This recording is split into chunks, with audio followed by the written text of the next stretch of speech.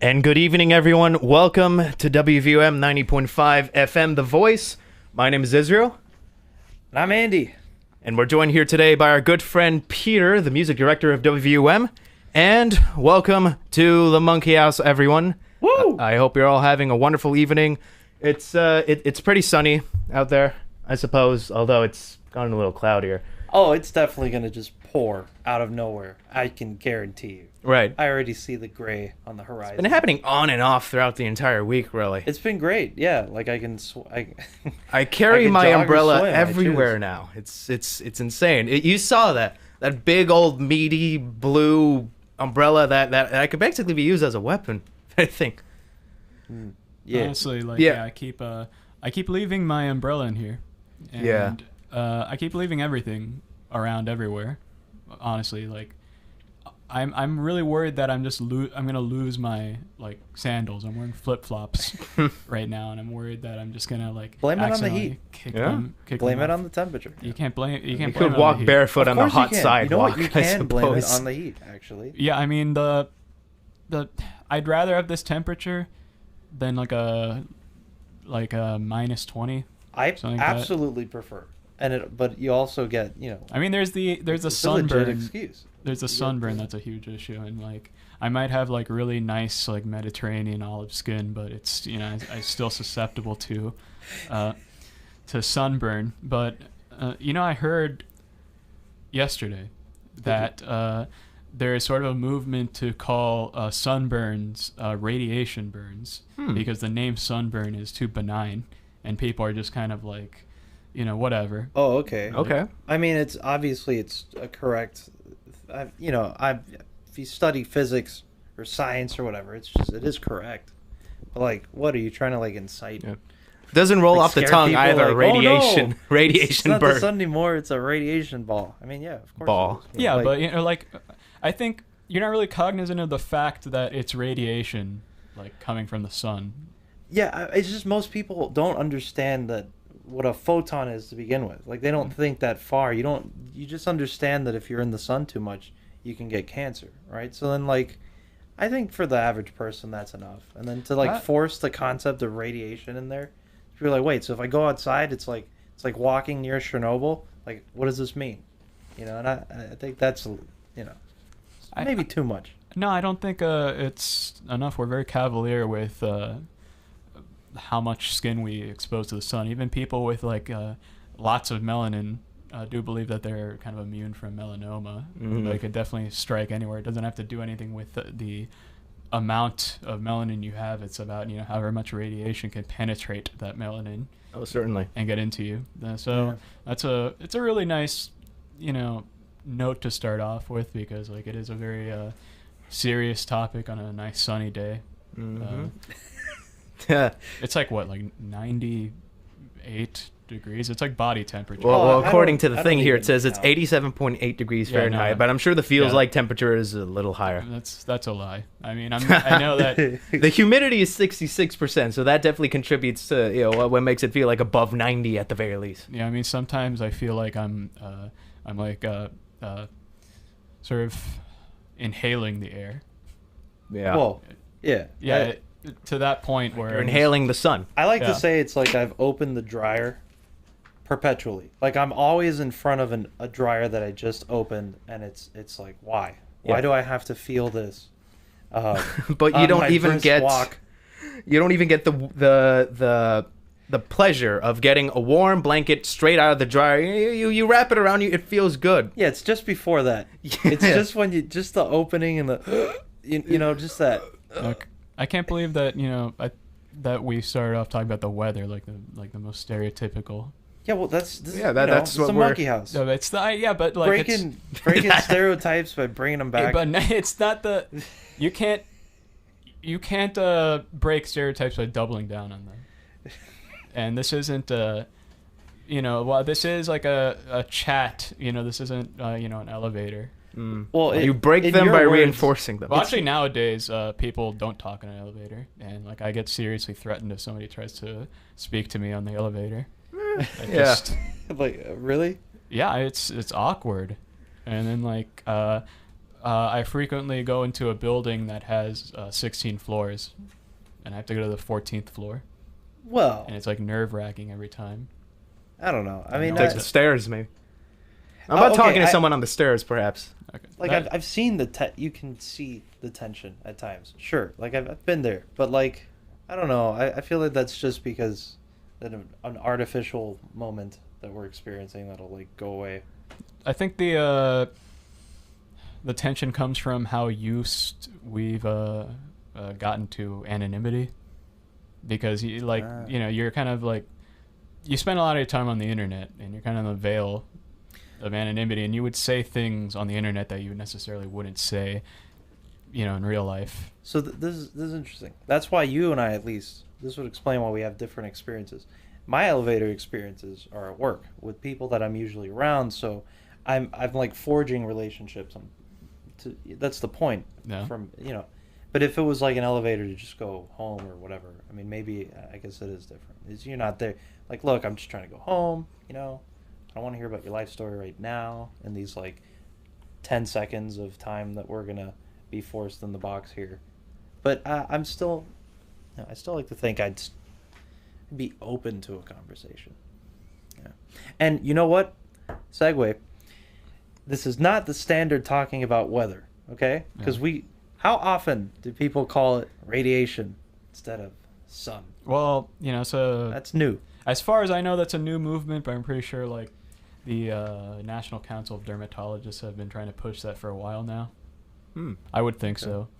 Well, yeah. Even if it wasn't an official thing, it's I'm pretty sure like behind closed doors. I mean, yeah. I mean, from my perspective, I've always considered it.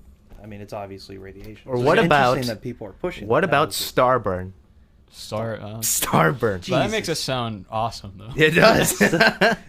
Mom, I got starburn. It's cool. God, that's I've been blessed from celestial powers.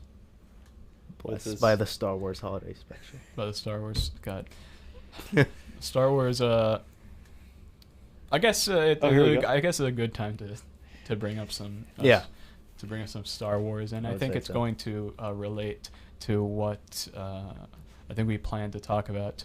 If we ever get to that. No, I think what was the most recent movie? It was Solo: A Star Wars Story. Yeah. You saw it, Andy, right? I saw it. I loved it. Neither of us, Peter and I, saw it. Yeah. Yeah, I just, I didn't expect to see any, like, new unveiling truths of a storyline. I did expect it to be just kind of a rehash of information we'd already known. I loved it, though. It was cool. It's like, yo. And, yeah, Gambino was pretty cool. That's right. He is pretty cool. Yeah. I'll give him that, yeah. It's like really popular around here, honestly. Like I remember seeing him like way back in the day when he was part of the comedy troupe Derek Comedy. Really? And like I watched that and I was like, wow, this guy is hilarious. But I didn't think he would become like a rapper. I've seen him live. He puts on actually a very good live show, like a whole live band backing him up. I didn't know about this at all. Yeah. Like the No, that's Blues cool. Brothers. Yeah. No, I saw him during his Because the Internet tour, which really interesting That album. title. It gets a lot of flack, but it's kind of in the form of like a short film about a young person navigating through life through the internet, and the vinyl version of that actually comes with a full 45-page screenplay that he wrote for that. That sounds I pretty mean, cool. I'm speechless. But I don't know what to say to that. Like that's impressive. I can tell. Like, okay, 45-page screenplay. I mean, that's insane. I Was mean, there a movie based off that's that album? dedication. No. It's There's a screenplay for an album then. yeah. That's interesting. Yeah, I mean, Never he's- heard of that. He is he went to school for cinema. so maybe that's like a kind of thing. He's that a maybe learned he's man. used to. He's a very learned man. But like, how long was he actually in that movie as Lando Calrissian? Oh well, I mean, throughout the whole movie, he was Okay. pretty. I give him like what, 42% screen time. I don't So know. longer than he was in the original trilogy. Was he a very Yes, convincing longer than Lando? 2%. Huh? Was he pretty convincing as Lando, or? Yeah, no, I bought it entirely. There's a couple parts that I was like, maybe like, like 2% out of it, but otherwise flawless. I mean, 2%. I like it when we I gotta give percentages. I That's the really, best I really. can give you. It's one of my favorite things when people try to quantify like very minute, intangible amounts of things. Well, Like- percent isn't that difficult. to It's use. it's pretty like yeah, but when you're dealing with something subjective as your enjoyment of something, Yeah. like it's it was 3% off, but the other 97% perfect. That's like Yeah, what exactly. I mean. It's like 100%. if you ever read a Pitchfork review, you have no idea where it's gonna go because Pitchfork. Oh come on, you know Pitchfork. Nah, man. You've been at this station for like at least 1 month, I think. I remember now. Yeah. I remember. So Pitchfork, originally called Pitchfork Media, the preeminent kind of indie music publication. They have their own music festival. Like it's all that. They gave one of Childish Gambino's album a 1.6, actually, and that's what I want to bring up. One, so it's like they have like decimal places in there. Okay, in that's things, okay. Like an album will get like a 9.3. 9.3. That's rare actually because like they don't just It's kind of like hand- IGN. Yeah, well it's worse than IGN. Okay, that's see. Look, so when I think of like percentage of screen time or whatever, just from a movie that I had just watched, right? I assume that it's kind of like 100 something minutes of the movie, and I try to think like how often was my mind focused on this person? 2 minutes, 10 minutes, 2%, 10%. There you go. There you go. That's simple. I don't need decimals. All right, 1.6%. I don't know what that is. 7.8 out of 10. Too much water. Some You've heard of that, spooky right? math. What? IGN issued a review one day Oh for yes, for Omega for Ruby for and Pokemon. Alpha Sapphire. I was kind of personally upset about that because the originals are my favorite Pokemon games, Pokemon Ruby and Sapphire. I enjoyed them quite intensely. I could go into a long kind of reasoning why I think those are the best. It's partially nostalgia, but I do believe that there is more than that. Oh, sure. But I do want to get into Star Wars because I woke up today and there were some very pressing matters that I did discuss. Didn't they start recording episode 9 recently, I think? Yeah, probably. I don't know. They're not going to stop recording it just because the Han Solo movie didn't do as Although, well. interestingly enough, I think Princess Leia is going to make an appearance in some form. Yes, she is. They apparently her estate granted permission to use her likeness in the upcoming film. What I heard was that they're using like outtakes from the 7 and 8 to, I guess, issue some sort of character arc for her in episode 9 in some form. I'm interested to see how that works. That's It's definitely a nice tribute. I think that, well, what do I know? But I feel like maybe her family would appreciate. I mean, I the think effort her they'd go through. I think her Maybe family focus. might also enjoy the money. There's that the estates of like These famous celebrities in general are, yes, they're mostly family members, but at the end of the day it actually ends up becoming like a family business of sorts, if you could believe that, where the whole family business is managing the estate of the singer, actor, etc., that has become so famous. That sounds like And that's where a lot of these lawsuits for over samples in particular in like pop songs that like they believe are uncleared, or melodies that sound a little too close to other ones. And I think the last time this was like really, really big was when the Marvin Gaye estate like sued Robin Thicke over his blurred lines.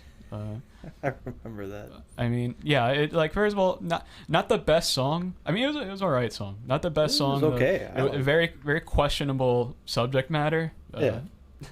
I need mean, to hear the song obviously one the day. point was to be on the nose, right? I But don't- like, the point was to be like on the nose. Like that song really would have flown perfectly if it was like in the in the 50s or 60s. If like Frank Sinatra sang that song, like it would be a classic jazz standard by this point. But because it was in the early 2010s, like we understand that consent and predatory behavior are two pressing issues. Mm-hmm. Yeah. I mean, obviously, if that came out 2 years, like in the last 2 years, I think that'd be. That came out a while ago. I mean, I don't know, like. Maybe Who is Robin Thicke? Robin Thicke is Alan Thicke's. You might know him. Who's from, Alan Thicke? He was a Canadian actor, famous for many like assorted things. He wasn't famous for one thing, but he was like famous for being a television personality. Like in The Simpsons with Troy McClure, and he's just famous for being like a star in infomercials and B movies. Hey, Billy Mays. Yeah, no, Billy Mays was an actual like salesman. Yeah. Of sorts. I found out that the Home Shopping Network is actually based in Tampa. Really? Recently, yeah. I mean, what? Yeah. Oh. Like they film all of that in Tampa. Well. Anyway, I'm sorry about that digression there. That's interesting. My mind is. No, it's okay. Oh, while we're digressing, it's raining. I called it. Is it? Oh, gee. It's not that hard to call it. Okay. I'm just saying. Golly gee. Look at that. Yeah, so we're going to be in here for a while, but hey. Yeah, another 8-hour episode Another today. 8-hour episode today. I think we could do this. I mean, honestly, like I was here just last night doing EKL, my show Electric Kingdom Live. Definitely check that out. I mean, yes, check it out. It's awesome. a It is. shameless plug, but if you enjoy South Florida's electronic music scene, I'm a big lover of electronic music, and it's a good time. It's I know you guys aren't like too keen into. I know Andy is into electronic music, but I've yet to convince. Yeah, I'm a little more conservative in my music tastes, I suppose. Yeah. No, I mean you're pretty. It's understandable. No, you're pretty out there in terms of like Earthbound stuff too. So you're not that far off, man. Yeah, I just in different ways, I suppose. Yeah. Yeah. Yeah, I mean you're still an eclectic individual, and I think that lends itself to.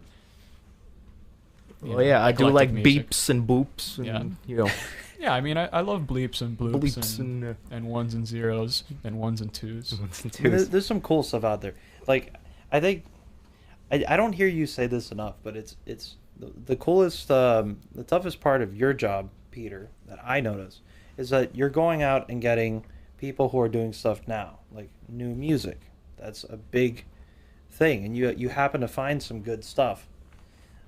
And most of the things that we're playing is like like a month or two old or something at max. Yeah, about like a month, 2.5 months. That's what got me into that kind of music. Is not, it's because it's happening now, and there's so many people that are doing it that it was interesting to see. Okay, what are people making right now? And then I did happen to find a lot of stuff I like. So yeah, see, that's how you grow. You go. Someday out, I'll get names. You go into the community. I'll be there. I'll have artists to tell you. It's a process, and you're never going to be like, Or genres. There's so many These are out some of there. the hardest names to remember I've ever come across. Shoegaze. Or progressive. Like what are pop some rock. of the most convoluted like band names that you've come across? Well, there are things where like nobody knows a standard pronunciation for, like the group Outecker, very famous seminal British experimental electronic music group. I've heard like everyone have a different like pronunciation. I say it Outecker, but some people say Outecker, Utecker, like Utekra, like Ultek, like Outecker, if it's a interesting. Whether or not it's French or not, or German. I tend to use the German pronunciation, personally. That's cool. But I don't know, like, I'm drawing a blank. I actually made a playlist of like really obscure post-punk I mean, stuff. yeah, you've been going through it so much. Really cool post-punk bands, like the more obscure stuff, like the the New Orders and the Cures and all that. Like those are the like A tier. Everybody knows those bands in terms of post-punk. But I'm talking about like really underground kind of bands like the Feelies, the Bats, the Go-Betweens, Orange Juice. Sounds delicious. Martini. Okay, see, Orange Juice I'll remember. Seems relevant to Florida. At least. I think my favorite one though is half Japanese Martini Ranch though is my famous one. Martini Ranch. Martini Ranch. Think of them like they only released one album, but think of them as kind of like a more flamboyant version of Devo. So, I think there's kind of a punk scene in Miami, right? Like whenever I look up something related to Churchill's Pups, for example, it's always a punk band. For example, there's a lot of like really great local rock music going on at Churchill's. Yeah, I mean, a lot of times it's not just like known places like that. Like there's these kind of like venues that are spontaneous that pop up, and kind of around there that I've seen a few. I mean, that's kind of in the tradition of that's kind of in the tradition of punk and electronic music though. Just like these pop-up raves, like they just happen. Yeah, it's like okay, somebody got this place for rent and set everything up. Let's do it. Somebody bought the cheapest piece of land on Little Haiti and set up a tent, and that's like their venue. Yeah, why not? Why not? But well, so yeah, you said you woke up with some pressing issues on Star Wars. Yeah, I don't know. I Those have kind of been diluted at this point. But let's talk of post-punk. No, well, I was gonna connect Star Wars to post-punk, but I honestly I don't think they do. I mean, usually I have something, but I'm just gonna make a hard segue into Star Wars. Just grab the Star Wars vine and let's swing that way. Let's do it. Let's do it. So, I thought of two things, and I don't know why, but like one, and I've discussed this before, but it concerns Ewoks, and I don't understand. I think I'm gonna tie this into something later. You're not gonna. It's not the way you think it's gonna be tied in. Okay. All right. I'm looking forward to this. Here we go. So, Ewoks are actually a wonderful addition to the franchise, and like probably, if not the best, then one of the best additions to Return of the Jedi, and it really fleshed out the world and the narrative of that movie. And I'll tell you why. Okay. And it's because like for all the shortcomings of the Star Wars universe and its depiction of like aliens and its questionable status as even a sci-fi film, because as you were saying, Andy, it's got I've got we can we were bringing parallels between Star Wars and Star Trek, and I think Star Wars is more about the religion of the Force as opposed to space. Mm-hmm. It's a fantasy film that just so happens to be in space, right? But especially more so in the new ones, I would say it emphasizes like that religious aspect of the Force, that like going to meditate, battling your evil self, kind of stuff that the originals did as well. It's inspiring. But I love it for that aspect, like how they always tackle like the inner demons of humanity or whatever, and this and that, and balancing forces. But and in Star doing Trek, that, they actually do some pretty interesting stuff that Star Trek and other like hard sci-fi worlds like seem to forget, which is what do aliens look like, and what are the roles of aliens in different worlds. So we think of like the traditional view of aliens are like the little green men, the Roswell aliens, like maybe the xenomorphs. The xenomorphs. Just that's a fantastic design, by the way. That's really terrifying, although not as terrifying as the most terrifying alien design, which is E.T. Here we go.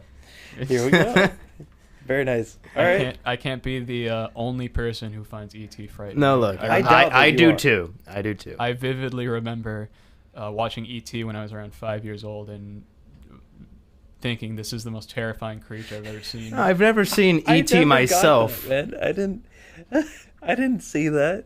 I was just like, it looks like weird. Like I don't know what that is. It's got like a glowy finger. It's got a heart. wrinkly. It looks like it's. And you just went straight for like. It looks like it's. It looks like it's both burned and callous throughout its entire body. The eyes are way too big. Yeah, The it looks shape of the diseased. head, it very much looks diseased. The shape of the head, and it sounds diseased too because the woman who voiced E.T. was like a multiple pack a day smoker. Oh God. And it's just that I could hear that association. Oh my God, I'd never heard that. I didn't even know this. It's true. This is hilarious. It's true. And then the arms are lanky and like the fingers are way too long and I mean, it looks yeah, okay, it looks and the gruesome when feet you are think too back short. on it, I guess I didn't feel that at all. Like I think was- a I good was like, oh. it looks like basically somebody tried to make like a monster like out of like an orangutan. It's got the same body dimension. Yeah, I like that. And from what I can remember, yeah. the eyes are way too big and they're not like docile. Like yeah, they're large and human like, and they have like they're not like compounded eyes like some more aliens have. But yeah, but they're still terrifying in how uncanny they are, how real they are connected to such a creature. So how? Yeah, this is just how you felt, and it like immediately you Absolutely. saw this thing, you were terrified. For like decades. Was this a childhood nightmare of Oh, yours? absolutely for decades. Oh, it's just nightmares been too. Nightmares, yeah, it's horrible. It's, Wow. Okay, I can see why. Yeah. I mean, powerful. It was very powerful. And really up until now, I haven't met anyone who really understood this. Why it is so terrifying. Like the Spielberg like Close Encounters of the Third Kind, which is supposed to be the more like the more adult story concerning aliens coming to Earth. Like those tiny little like white aliens. Those are like stereotypical aliens. It's like what you find in like the Roswell like literature. People trying to figure out what it is. Like that's what. And like they were tiny and they were cool and they made little like sign language signals and like that's communication. Like E.T. It's a combination of the voice. The hands are not that of like a creature you would want to like touch. One finger glows at the fingertip and when that finger also glows, like there's a glowing in the chest, which is very concerning.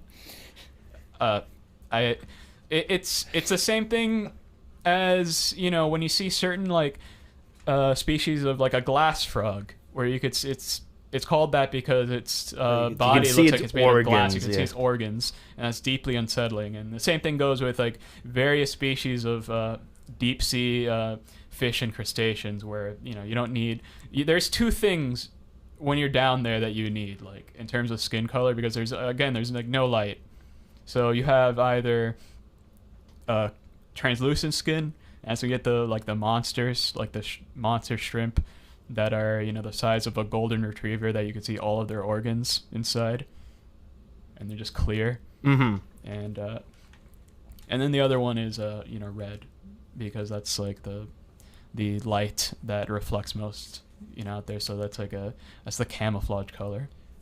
Maybe an interesting concept for an alien. Like you see its organs. Yeah, the whole thing about an alien though is that it's alien in regards to us. So like I think what I was gonna get to, we're gonna come back to the Ewoks because they're an interesting case. But so there's like two ways we could think of like aliens. So there's like what we're talking about now is like the sort of humanoid. Like we think like, oh, an alien. Like if an alien like is gonna get anywhere in life like if they're gonna become the dominant species of their planet, they're gonna have to be like us. They're gonna have to have bilateral symmetry with like long legs, and they're gonna have to be bipedal, because that's how we developed our own intelligence. So it's weird to think. But you could go the opposite direction, that an alien would be like truly alien. Like an alien would be like a bug or like an octopus. You're just like, what is this thing? Yeah. The octopus Dolphin is for all you bacteria. care. Well, dolphins are way closer to us. No, I know. We're think about this for a second. So like bears are genetically much closer to whales than bears are to like koalas. Okay, well, personally, I've been through the whale thing before, and I've seen that They came onto land and then decided, you know what, I'm not into this. I went back. So it makes sense to me that they would be in any way, at least like something like a bear. Yeah, and if I remember correctly, they kind of belong to the same general group as like hippos. Like they're I don't know descendants. what to talk about. Like I don't remember. The evolution of whales is actually a really interesting subject, but we're not going to deal with that because we're here to talk about alien teddy bears. We're still talking about aliens. So. Yeah. So you're saying there's like the typical representation that you're gonna find in movies or whatever, or at least the thought processes. Either the alien is kind of humanoid. Yeah. Made it because of those reasons. I mean, to the point or where something like that we have no clue what it looks like. Yeah. Also like to the Men point, in Black. like in Star Trek. I'm sorry. Or maybe like War in the Worlds. Not Men in Black. Independence Day. So same Will Smith. So like in Star Trek, like this is due to budgetary constraints of the original because it was made in the 60s. Like if you want to think about how old Star Trek is, Star Trek was Martin Luther King Jr.'s favorite TV show. So that's how old it is. I'm pretty sure Star Trek happened just before Castro too. This was something that was it was paid for, okay, and funded and started thanks to the guy that played Ricky Ricardo in I Love Lucy. No. And the business that he started with his wife. I didn't know that. Yeah, they are the reason that the first Star Trek episode ever happened, and he's like I don't want to do this. This is terrible. So, I don't know, but they did it. So back then, obviously they got around budgetary constraints of being in the 60s, with the fact that aliens were just people with like green skin and different hair. It's pretty easy to do. And just put on the Hulk suit they use. And that really set the tone for Star Trek in particular because it's very much a humanist show. It's a lot like yes, there's action, but at its core, it's very cerebral. It's it's a thinking man's like big budget like sci-fi franchise. Yeah. Because it's more fleshed out. Like the aliens in Star Trek have a actual working constructed languages. Yeah. Like Klingon. Yeah. Much more focused on the human experience of aliens and like the way aliens would talk to each other. I need to watch Star Trek one day. Yeah, even I think my favorite. You might like it. Yeah, I think so. I think one of my favorite entities in Star Trek is like the Borg, which is like it's not like it's not a person per se, but it is. It takes the form of it's a colonial organism that basically abducts hosts, and it is it is it's a mass consciousness that reflects throughout multiple individuals. Yeah, but they've really traveled through a lot of kinds of just thought of it's just what kind of stuff you could find in space and different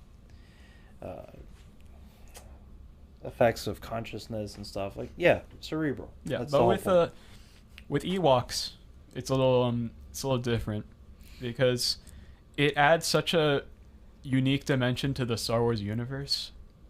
So it kind of shows how vast this universe is.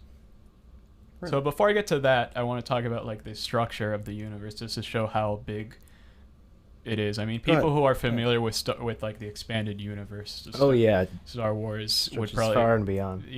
Would probably be more, in the know about this. But the Star Wars takes place over the entire galaxy, so there's just this one galaxy, and a galaxy is huge. You think a galaxy isn't that big, but you think about the fact that we can see our own galaxy from our planet.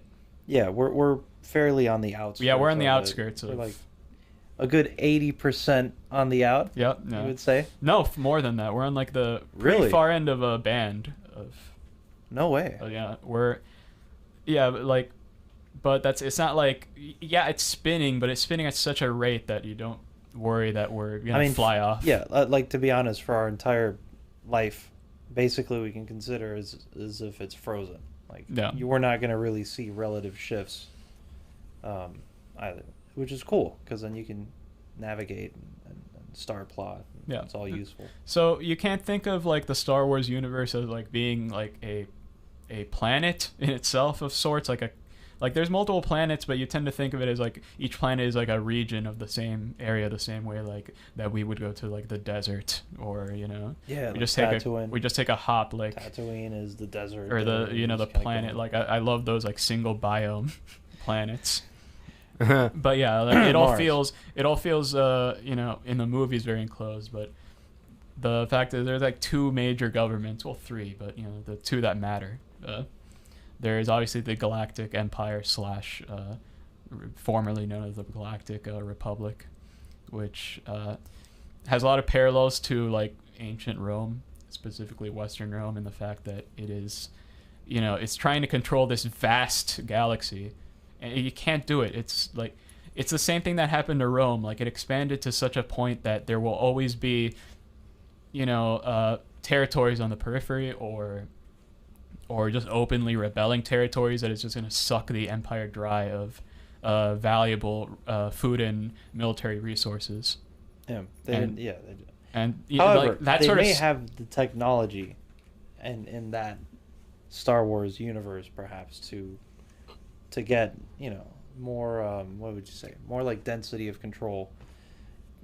No, you can't have a centralized government like that. It's the same thing with same thing that happened to the similar thing. It's a little country known as used to be known as the Soviet Union. Yeah, well, it due to a number of factors, the whole thing collapsed. But one of the less glamorous ones was that it was just too big. Yeah. Honestly, like and the whole thing spanned 11 time zones, and one of the fixes to that was to make everything a central time zone. Yeah, which obviously you brought this up, and I couldn't believe it. China actually is dealing with people who live in Western China are dealing with a similar problem, because everything in China runs in Beijing time, officially. That's a pain. So, but then you have like the minorities, like the Uyghurs, way out there, like the border of Uzbekistan and Kyrgyzstan, who obviously, they can't be farming like at 4 o'clock in the morning when it's like noon. Yeah. So it deals, and I imagine that Star Wars, the Empire or the Republic, whatever time period you're looking at, functions in a very similar way. Where there's the established rules, but nobody's paying attention to them, because who's going to come and actually enforce it? And actually enforce that. And we see that a lot in the movies too. Actually, even in the one, was it the most recent one when we found what's her name? Ray, I believe is her name. Thank you. Yes. Yeah, like in that location. In Tatooine 2. Yeah, exactly. Oh yeah, Tatooine 2.0. Tatooine 2. But isn't it just pretty much just Tatooine, or was it something else? I don't know. So it's a planet called Jakku. Oh, that's right. I don't know exactly where Jakku fits in the universe, but I do know that Tatooine, is not part of the Republic or Empire. Yeah. Tatooine is part of what's called Hutt space, which is the much more realistic form of government that would like kind of cut it in a galactic scale. Hutt space. Hutt space is called, like, it's not even a government per se. It's basically a giant mafia ruled territory. Oh, Hutt. Because like the the Hutts are the ones who oversee everything. Yeah. And they have like it's a large thing. That's another example of a creative alien, like Jabba. No, like mollusks, unless they're octopuses, are like make for really bad aliens, because most mollusks don't have like brains in the traditional sense. It's true. I didn't think about it like that. No, didn't think about it. That kind of stunned us for a second. Except that doesn't stop me from eating octopuses, even though I find them to be among the most fascinating creatures on Earth. Never eaten if not the octopus most. before, actually. Huh? You've never eaten octopus before, actually. It's pretty good. I mean, Calamari. Squid. I mean, cephalopods are generally good. I mean, I've never heard of anybody eating a cuttlefish. Cuttlefish. You've No. tried that? No. Or Andy Just has Vietnam imagining flashbacks. it, that's Jesus. So yeah, cephalopods are like a great example of an alien that is like alien even to us, but is still feasibly intelligent enough to like one day talk to us, because like I gotta segue all this. What? sorry, because I've always found it hilarious that people are looking so hard to find this concept of alien, not extraterrestrial life. That's not what I'm talking about. But like this imagination of what could an alien look like? Like, have you seen the stuff that's in the ocean? Like, have you seen some of the things that are deep? And if we really wanted to like find cool looking alien stuff, just like find a way to send an expedition even deeper. I mean, that's why a lot of amazing stuff down there. That's why a lot of the most alien looking aliens in fiction are based, like xenomorphs are a good example. Xenomorphs are based on amalgamation of like a lot of different things. You know, a lot of like cephalopods. Like it's they're very like unsettling in how wet they are and slippery. Like, well, is it really wet? It's I hope it's water. I don't know what they're covered in. Like amniotic fluid. Just like some sort of fluid. It's very unsettling, but also their mouths that's not just like a scary thing that somebody thought of. That's actually modeled after real like moray eels have a second mouth inside of their. Oh yeah. Even octopi, they have like the beak. Oh yeah. Okay. So here's how, octopi. Here's how you remember that. Octopus is a Greek-derived word, and the suffix "pus" means foot. Okay. And octo means 8, so you have 8 feet, 8 tentacles. And the class of animals that they belong to is cephalopods, which means pod is also a Greek root meaning foot, and cephalopod, means head, foot. Because they kind of like, if you really think about them in relation to us, they kind of skip the whole body part and go straight. They go from head to foot. Okay. But even like octopuses have like that hidden beak inside their. They do have a. That's great. Yeah. That's also very true. There's like nothing that you get head, feet. Like, so okay. When you see like it's very similar when you see like us in terms of like a Latin root, like I guess the most famous one is cactus. Like cactus, like the ending is like a male suffix. Just like, hey, that's that's the suffix you give to a masculine noun. And the plural in Latin for that would be I at the end. It is not Greek derived. Now there are plenty of Greek derived words using the ped and pod, but they're not in that scenario. It's like language in general. Like there is like those are the rules except for all the times where it breaks the rules, which is practically most of the time. Dude, every language has that. Yeah. And I guarantee you. That's also what makes these sort of constructed languages interesting, because there is you can't actually speak Huttese, like what the Hutt speak.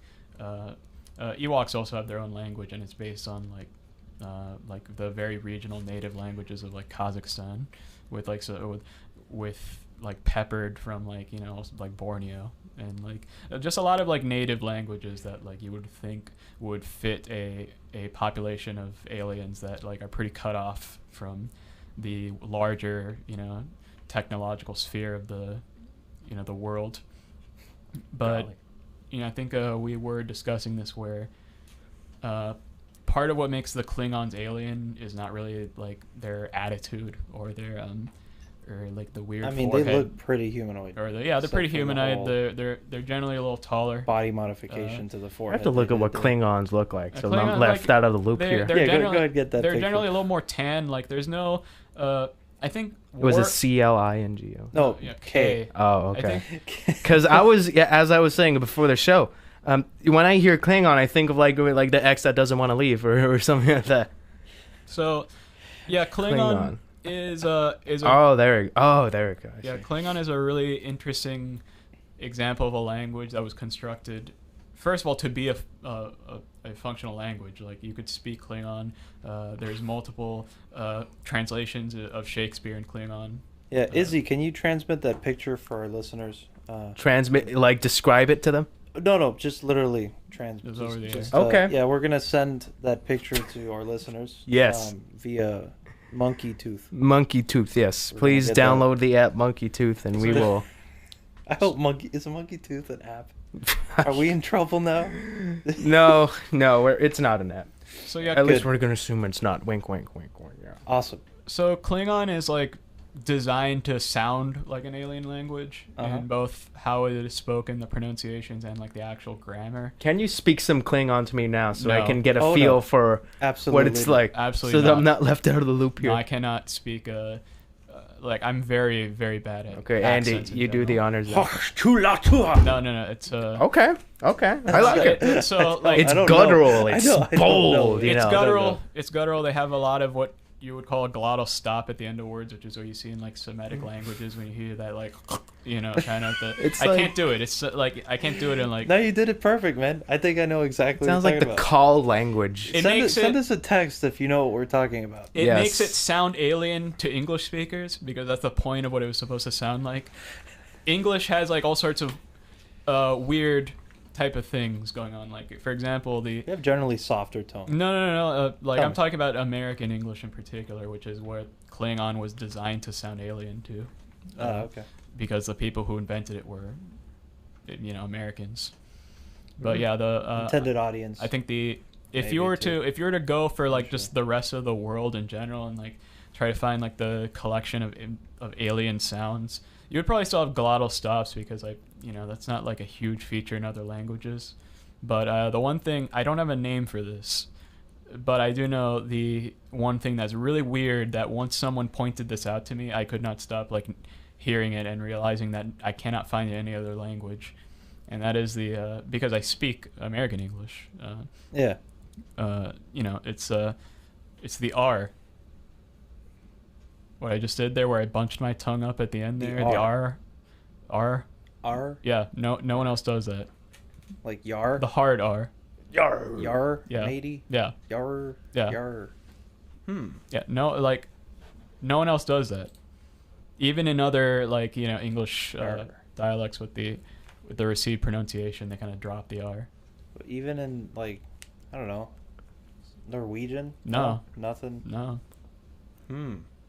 Yar. Because think about it what would English is generally speaking derived from the German family of languages, but in German like the pronunciation of R is like ah. Okay. Yeah. Again, like I took I like that. Yeah, we're doing doctor checkups here. I already in the house. you could tell my whole semester of German really paid off in that one pronunciation. Very nice. I'm sure that your professor, who is definitely listening, is proud. I hope so. But yeah, the other feature about Klingon that makes it like really alien Yeah. in a sense is that like it doesn't follow like natural grammatical rules. Like there's no like subject verb object like how we would think about it. Like it's an object verb subject. Like the subject of the sentence is last in what you're describing. Like, what's a typical object? Like, what's an example? What is object? The object is like what the subject, what the thing that that is being done by the subject. Like running. Yeah. So you say Like running is happening. Like okay, this thing. The dog chases the ball. That would be what we would think as like a correct sentence. Yeah. In Klingon, it would like. First of all, I gotta say I'm not an expert on Klingon. Like I'm ashamed. I'm disappointed. But Yeah, generally you're working on that speaking, degree. to explain how weird this sort of grammar is, how like alien it is, even if we were to translate it perfectly. It's like, so the dog chases the ball, and like you would go more so as like the ball chased by the dog, or like the ball dog chasing it. Oh, okay. So I thought it would be like the chasing, and then you'd say No, the dog chasing ball. is the verb. Okay.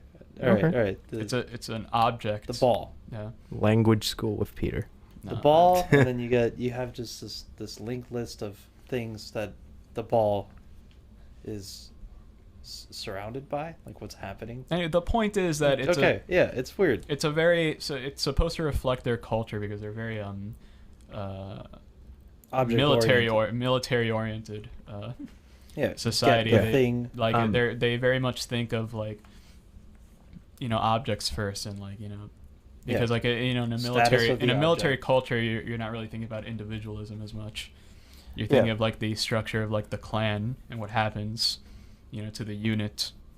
Yeah. So that maybe that's supposed to reflect that. We've actually been getting some text, so I think now is a great time to, I guess, give people a little bit of music and give them time to text and call in. I completely agree. And guys, if you want to text or call in, please do so at 786-309-8861. This is the time to do it during this music break.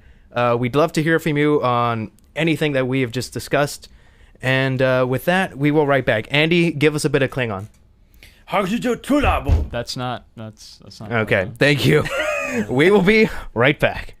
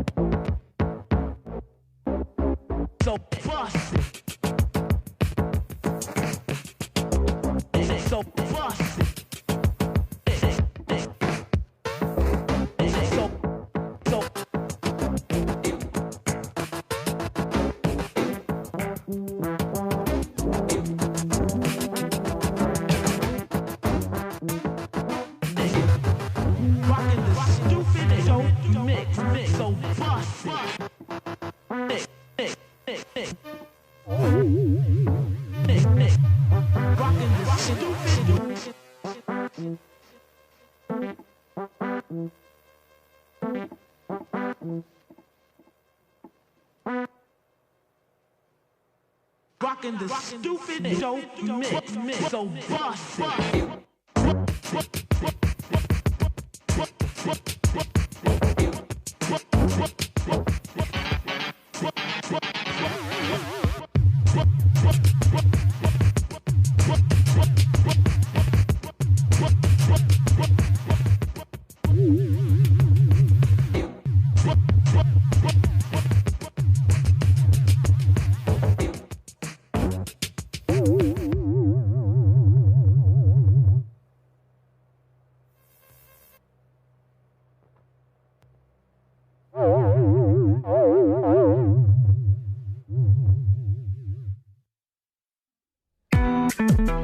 Health tip number 22. One easy way to eat healthier is to fill half your plate for every meal with fruits and vegetables. Brought to you by the American Medical Students Association. For more information, visit www.amsa.org.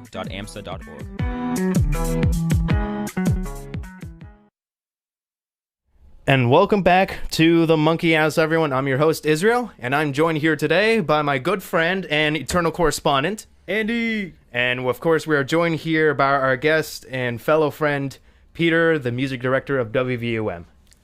Great to be here. I always love being on the Monkey House.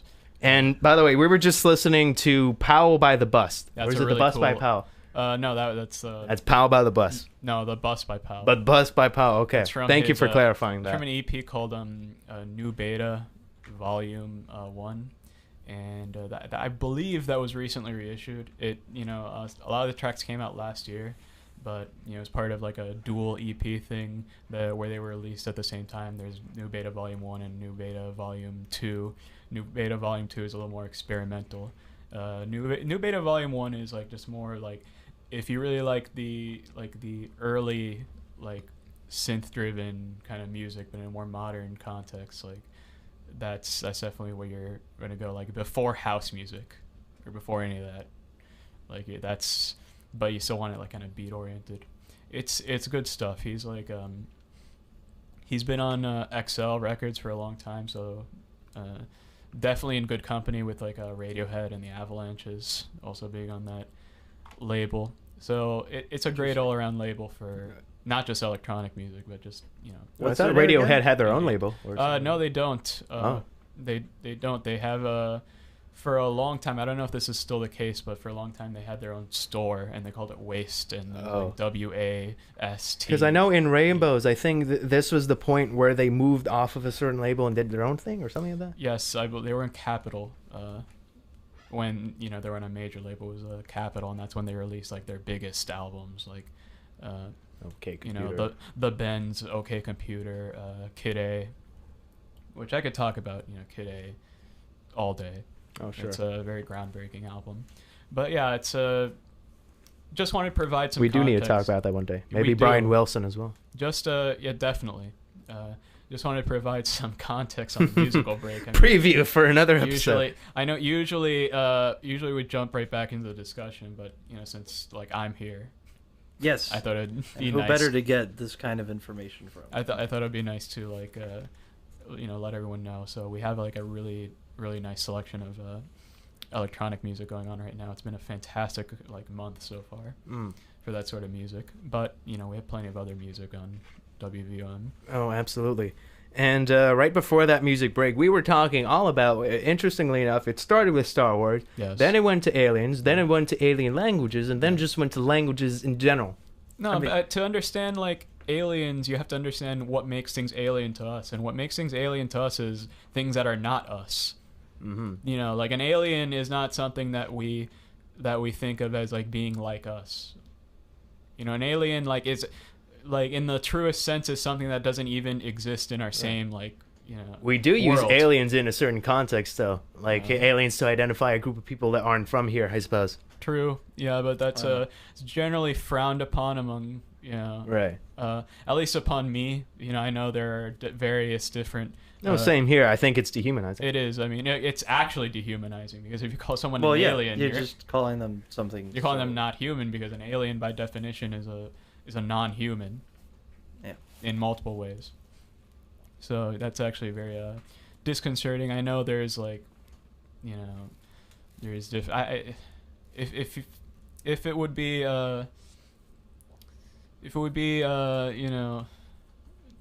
to your wishes, like, I definitely want to really dive into something that's kind of related to this, but not exactly. Like, What are you thinking? Do tell. The whole idea between illegal alien and like Okay. undocumented. Like, no, we're shying away from that. We're gonna make another hard right. Okay. Sorry to bring this up, Let's do it. Let's do Sure. it. but no, I want to talk about the internet, because this is where all this discussion takes place, and this is where We're led to And it's believe. probably how some of you are listening to this right now. yes, There's a chance. Oh, yeah, we definitely got some. So that's how I learned a lot of things. Like I came up at just the right age where by the time I was like in my later elementary school years, that's when we finally actually got like a computer. And I was like, around, I don't even remember when we stopped having dial-up, but I do remember that like AOL was still like. I remember when AIM. AOL came on a CD. Yeah, that's, oh god, that was like they were just handing out free hours. Yeah, like, oh, my, you had to pay for hours. Or Yeah, something. you had Oh, to- that's yeah. right. Just like 256 hours of AOL internet on the CD. No, I love that. Floppy disks. But again, like, of course, I always loved the library. There's libraries are still like when like Skynet goes down and Elon Musk finally dies, like we're still gonna Wow. we're still gonna need the library. Hey, it's inevitable. So it's don't inevitable. think that just because I spend a lot of time on the internet doesn't mean I don't value libraries as much. What's interesting is actually with all the anxiety that's been popping up as a result of stuff on the internet, people have been buying a lot of books. Yeah. So ebooks. how essentially. interesting is that? There's a lot of really It's not- interesting things. Like we're having to kind of redefine what we think of as like intellectual property in a lot of ways, because now like Amazon has this thing where they found a way to monetize fan fiction. No. Really? Yeah. I forget what the Are exact. they gonna buy fanfiction.net now? No, well, no. You could like. So it's basically a platform to sell fan fiction legally, Oh. That's Legally, interesting. okay. but you can only do it in like a. There's like a certain number of approved like universes to like work off of. Does the author of the original content have to approve? Because they already decided to be on that list of approved, worlds that a fan fiction writer would work off of. That means that's their consent Okay. for this to happen. Interesting. And it's probably a consent to do it only on that site. Yeah, and it's a consent to make money off of it, because you could do whatever you want, like on fan fiction. Actually, the Yeah. longest piece of like literature in the entire like English language, and maybe even the world, but at least I do know in the English language so far is a fan fiction started by this one guy who I forget his name. I wish I remembered, but it's a Super Smash Brothers fan fiction. Ooh.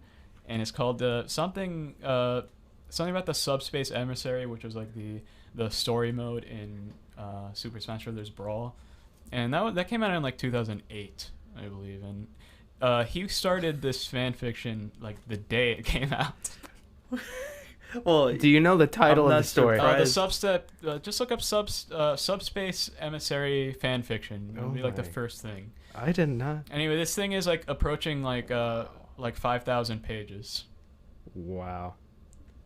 I mean, Because who knows? At this point, the Great, next this Game is of the second Thrones book time. might be that long. because second time I've been speechless. the How am I even supposed to respond to that? That's incredible. That is absolutely mind-boggling. he chose a good franchise though, because it was already a crossover franchise to begin with. So there was actually kind of like an internal war within the fan fiction community if it was like a true Super Smash Brothers fan fiction in the grand tradition of Super Smash Brothers fan fictions. Where Fantastic. he did This is Taking a exciting. little glimpse of this. He did, This is wow. he did introduce one original character into his story, and there's like a whole like what makes a fan fiction. Like if you put original characters in there, is it really a fan fiction, or are you really just like bastardizing the original? Yeah, because I think fan fiction is to take characters that already exist Yeah. and then make them do or be whatever Right. you wanted them. It's to create a story within the universe, or within the parameters of the universe. Or I guess in some cases, like have a fantasize about having your characters and see what it would be like if it was in this world or whatever, a world that you also admire. Well, and appreciate. Remember, I don't know anything about this. I'm guessing. I'm still 5,000 page. What? That's. I mean, it's online, so like, no, I'm sure Well, that doesn't someone make has it like less- the volume editions of it printed out from fanfiction.net. was It's this hosted. Did this person decide? Was this person anticipating the release of this game to be No. like, all right, time to go? I think I read like in a somebody Spontaneous. somebody contacted him and was like, how did you write this? and he was like, Super Smash, just like many of us, myself included, Super Smash Brothers came out at the right time, in high school for me, and what's the first thing we do? Everyone skip class and go over to the one guy who has Super Smash Brothers Brawl, just and play the place that. to play it. and the place to play it, and just do that. So Yeah, these are the perks of band. Okay, is that the How place did you- to play how did was you know it at was the band room. I know, cause I didn't know about yours. This is what happened in my place. Yeah, okay? see, this is how it is. It's a universal among band, also it's a universal among band kids in southern Florida and southern California that we get really into third wave ska punk music. Like we're just Andy's laughing because he knows. This is incredible. Wow. Yeah. No. That's also. I wish spot my on. high school had a band. Okay. Yeah. You know. Heads up to any future principals out there. You know, you might want to locate the music room by administration. I don't even know if want to avoid. I don't even know if the kids are into ska. Like back then, like real Big Fish were actually releasing albums that were like relevant still. The Toasters. They're straight, or Less Than Jake was big, and like Streetlight Manifesto. I don't know what happened to all these guys. Jeff Rogan. Good question. Jeff Rosenstock, who had a popular album at the beginning of the year called Post, and he's famous not just for his solo work, but he's famous for being like the sort of band leader of Bomb the Music Industry, which isn't necessarily a band so much as a collective that just so happened to play third wave ska music, generally speaking. And it's actually really interesting because he makes very earnest music. Like, it's not like pretentious, not like indie rock, Sure. He doesn't take like really cool like photo spreads for like online magazines or anything like that. And somehow, because that album did well, like the Post album, he got invited to like the Pitchfork music festival to play. And it's so weird to hear him like just this very earnest, like kind of like pop punk ska like music. He's like really singing his heart out, like just surrounded by all these like stone faced like indie electronic bands. It's just like the lamest music in like the best way. Just be like trying to make it in this world of really cheap independent music.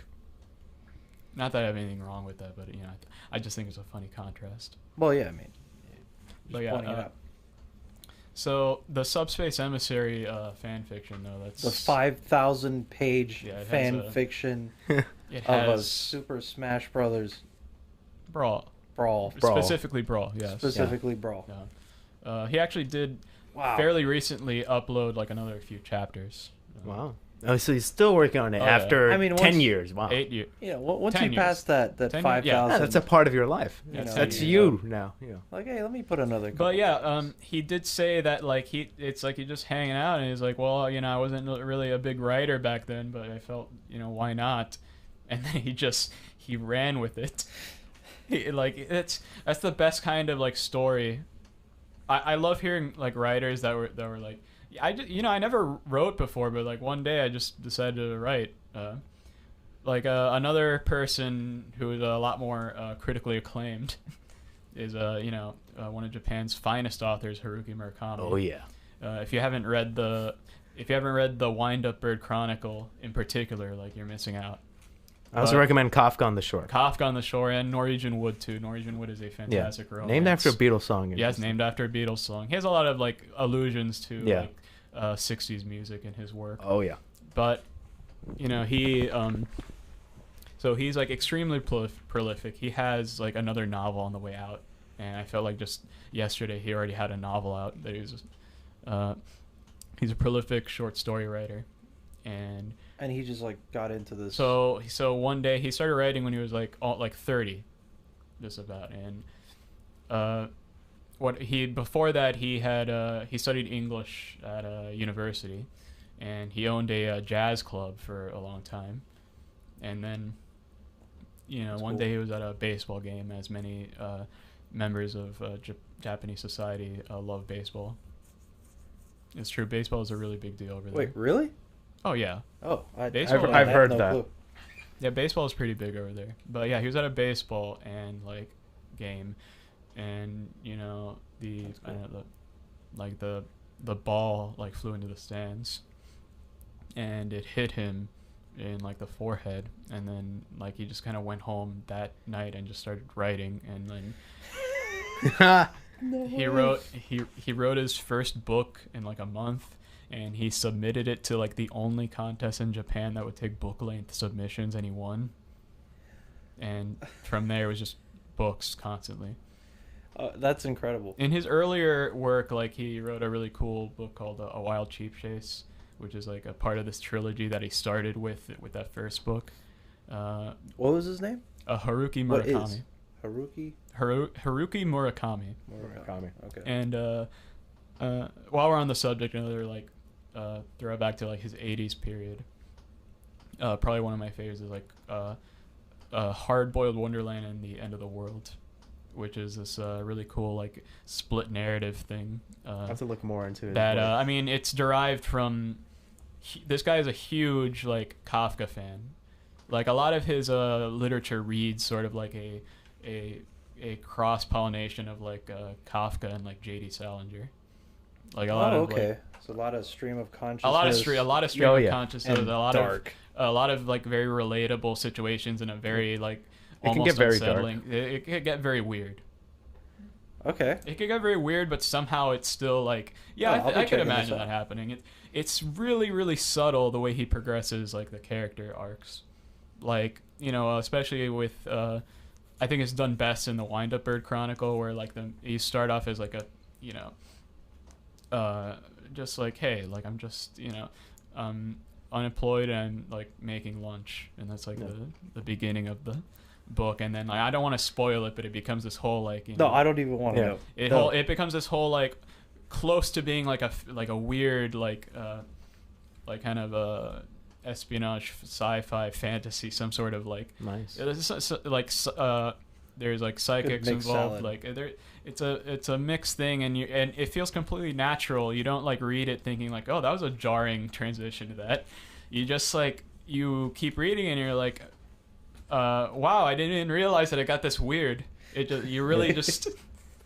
I'm pretty sure I stumbled upon Kafka on the Shore randomly, as I tend to do with a lot of these authors I like William Burroughs, Kafka.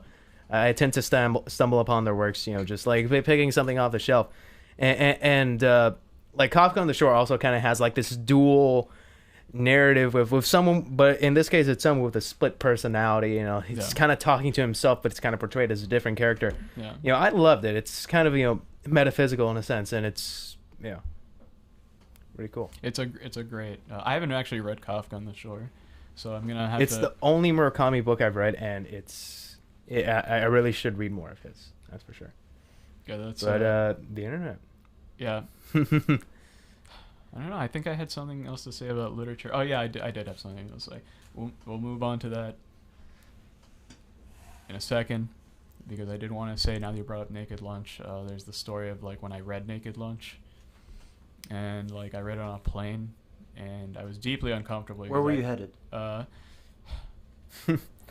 It's funny you read it on the move, because I read it first on the move too. I was on the train, and I too felt it was a strange combination of, you know, being mystified and also feeling like grossed out in a way. Now you're reading it. It's like I didn't want anybody to think less of me for reading what is essentially child pornography in some chapters of the book. I'm sorry to spoil it, but this is there were obscenity trials. Naked Lunch is like a to this day, I think it is the most obscene thing I've ever read. Same on this side. It is Interesting. I hesitate to say it's a beautiful work, but it's definitely like, you're never gonna find like something so filthy that's so tasteful, like in literature.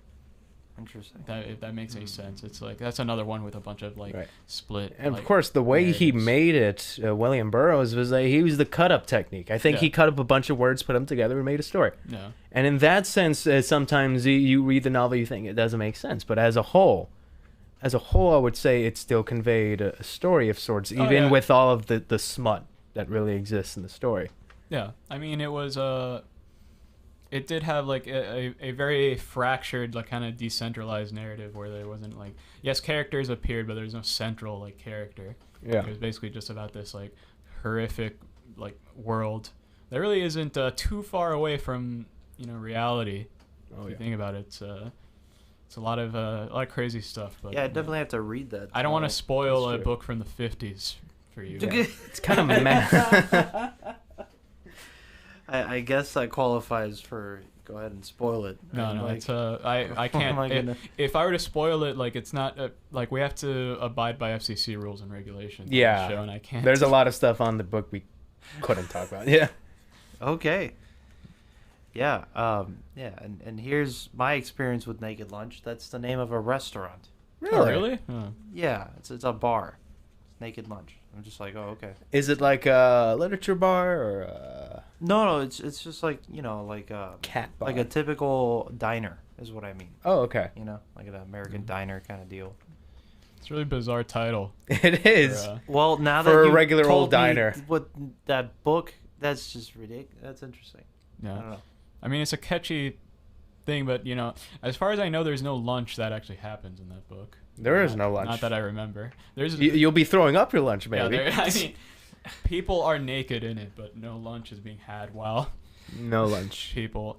I wouldn't are advise naked. having lunch to it. Although, if that's your thing. And it's kind of a testament to like how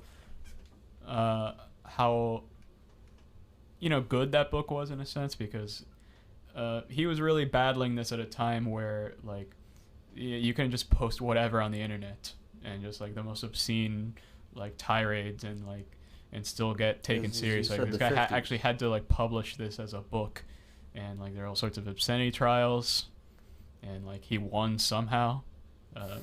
I'm not saying In that the he shouldn't have- 50s. That's yeah, incredible. I'm not no, saying it's that he- luck. That's very lucky. It Considering was luck, other and he stuff. also came from wealth, so that might be another. Okay. Yeah. Like yeah, everything is connected. Like Yeah, with wealth you can re-roll the dice as many times yeah, as you want. he kind of squandered that though by the end with his like horrific like heroin habit, and also like really bad. His son William S. Burroughs, the second. the second, No, actually is it the second? It is. junior. Yeah. Okay. So he he basically spent his entire life like cursing his father for good reason. I mean, he got him addicted to like hard drugs very, very early on. And he Really? was a writer Yeah. himself. He actually wrote a pretty interesting book called Virginia Ham. Have you read Junkie? Junkie? No, I haven't read Junkie. That was his first book, and probably the earliest depiction of that addiction that you're talking about. With But- the relationship where his father got him into it? Is this Yeah. what I'm understanding? Yeah. Like And like heroin, yeah, like hard yeah, drugs. like heroin, yeah. That's And incredible. so there was a point- Well, there was a point where or so the story goes, Yeah. that William F. Burroughs, William S. S. Burroughs, Or just William Burroughs. I keep thinking of William F. Buckley, but that's not the case. If you want to talk a little about language, I have a little interesting tidbit about him after this, so stay tuned for the end of this Stay thought. tuned. So the story goes that it got bad, so that like the teenage William S. Burroughs, It's okay. It's okay. the teenage William S. Burroughs was taken by the senior William S. Burroughs to like a rehab facility, and then they said like, so who's here to be put into rehab? Because they were both obviously like strung out. yeah. And the worst thing about it is he died like, before his father. Yeah, That's William S. Burroughs actually lived a very like, fulfilled life, generally speaking. Like he lived for a pretty long time. Although there are a lot of definitely low points. He killed his wife. I Yes, think, yeah. What? Yeah. It was a botched game of William Tell with a gun, Yeah. and he missed. Yeah, this was Okay. Yeah. What? I mean, I guess he just took his life like it was a video game. Like, Yeah, you this is pretty thought that the much- guy, How did he get away with that, by the way? Because this was in Mexico. I because believe. first of all, it was in Mexico. Yeah. So I think that answers your Well, question. yeah. It was in Mexico. It was the 50s. He was a white man who came from money. Okay. Like I think those are all the ingredients Well, yeah, I guess. to get away with murder in Mexico in the 50s. Especially if you could explain it, as part of a drinking game.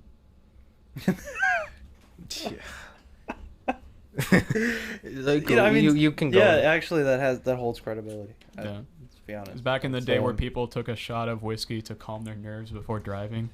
It's like, hey, it's not his fault. It was, whiskey makes you shoot people. I don't know. Sorry. Completely understand. But yeah, around that time period also, Jeez.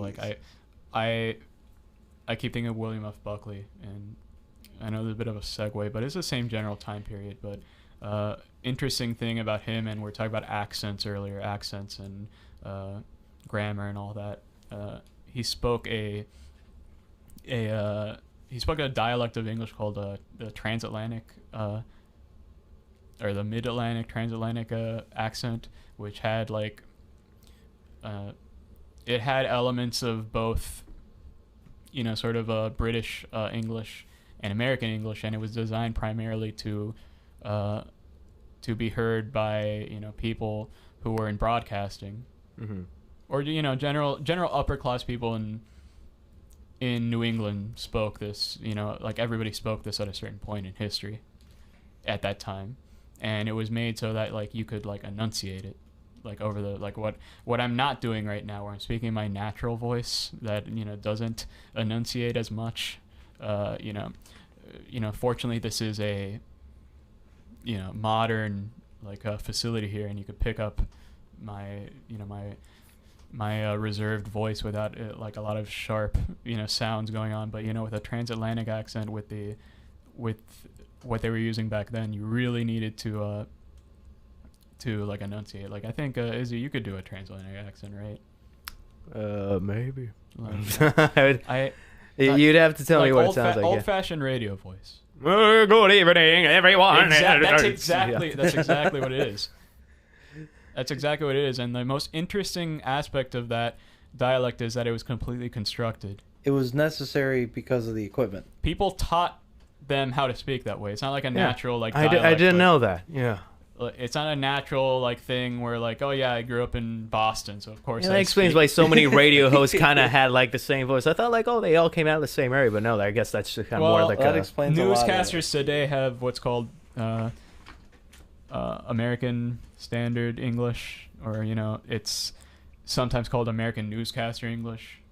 It's a challenge for people who are from the South, or people with very region-specific accents. Right. You really need to enunciate. You need to enunciate in such a way that the general population is. You can't sound like you're from somewhere. Yeah. Like, welcome to the monkey house. Yeah, pretty like that's a good example. Welcome to the monkey house. Kind of what I'm talking about. I like to think I don't have that much of an accent, but of course nobody thinks they have that much of an accent. Somebody did point out that there are very, very subtle like things that point me out to having grown up here. Well, I mean, I remember as a kid, it's like this one lucky time I got to go visit London, and I found out that I had an accent. I was like, what do you have an accent? You don't have an They're accent. Like, no, you have an accent. What are you talking about? Yeah. Yeah, they're like, no, it sounds cool. This is the way you talk. I was like, what? All right. I guess that's how this is. That's also a real thing in advertising, especially. If you want to get people to, get a product, and you want to make it sound legit, get somebody to speak in a British accent. You know what's funny? The American public associates British accents with a higher IQ. Yeah, I mean, it's just at least it's more interesting for one reason or other, I think. Because they pronounce words so well. Oh, I mean, they pronounce like go to London. They have the same like. Like you listen to Beatles songs, you can understand every single word they're saying. Check this out. You know Pantene, right? Pantene, that like shampoo stuff. Yeah, okay, your favorite. Right? Yeah, Pantene. Well, it's not Pantene. Over there, it's Pantene, and then I think it's great. How's it spelled again? Pantene. Yeah. Wait. Pantene. Pantene. Pantene. That's what I think. Yeah, it is. That's how it is. Yeah, right. But over there, they pronounce it Pantene. Over where now?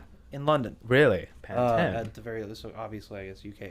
But so I heard that, and then now what you're telling me, we get people to use a British accent to do Pantene commercials here. Yeah, but because they don't say Pantene here, say Pantene. But you still have that like that luscious kind of like British accent attempt with the advertisement. It's a lie, though. I mean, people in the UK are just as stupid as we are. I think anybody has the same average distribution of stupidity. I want to think there are some places that are generally smarter. I don't know where they are, but like maybe I'm just selling this nation short. But no. like, yeah, I like to think, because this is my country, that we have a respectable amount of intelligent people, which I do think so. But at the same time, like, the focus can be modified depending on who's willfully accepting, others. That is true. I mean, or it's, not. It's so hard. But people have always tried to convince I've seen a lot in history that, like, the average person is convinced that people of older times are just stupider. Like, the stupid is always being distributed somewhere, ideologically. And like, oh, okay, no, the stupid isn't the country, it's just the older people, like from different generations.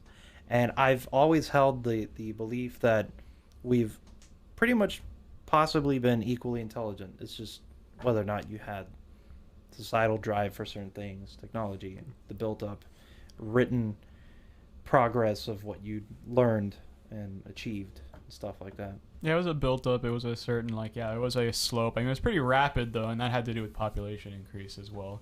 You have just more people, doing similar work. It's a lot to keep up. If you don't continue with the memorization, you lose stuff. If you don't continue with the pushing new technologies, you lose. We have lost stuff. I mean, after the fall of the Western Roman Empire, that's right. Europe forgot how to make cement and domed buildings.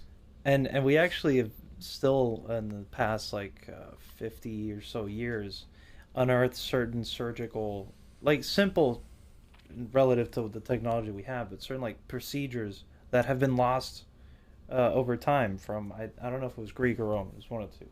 Some ancient sort of just human, I don't know, what do you say, methods of dealing with certain problems. Yeah.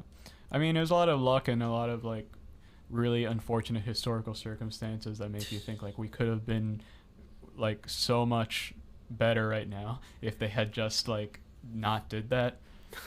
I think the one that comes to mind is one a lot of people don't really know about, but that could have had amazing implications.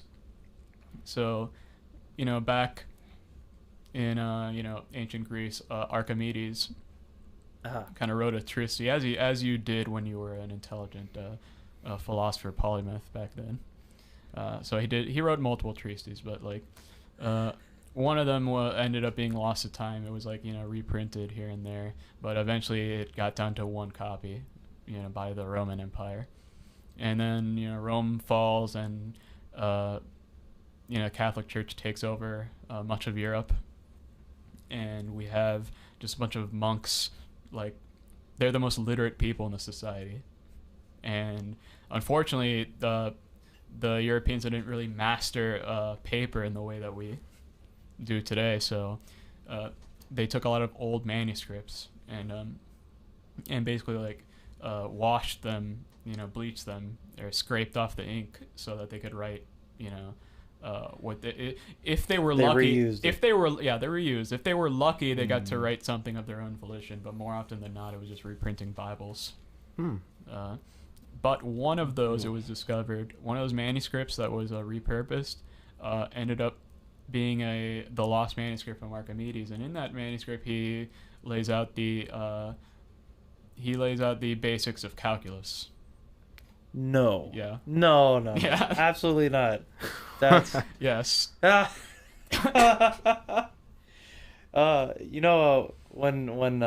wow, that's okay. That's incredible.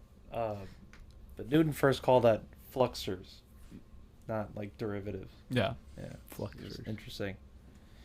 But okay, so how much of that do we have? Do we have a full transcript of this thing today?